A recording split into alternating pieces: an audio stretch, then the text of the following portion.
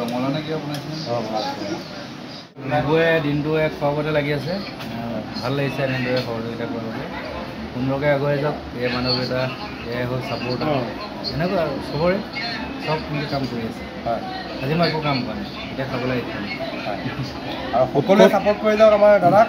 আৰু ভাল এটা পদক্ষেপ লৈছে আৰু তেখেতক সকলোৱে সম্পূৰ্ণৰূপে মেইন যুদ্ধখন আৰম্ভ হ'ব এতিয়া। মেইন যুদ্ধ আৰম্ভ হোৱাই নাই। পইচা আছে 2.5 লাখ, বাজেট লৈছোঁ 10 লাখ।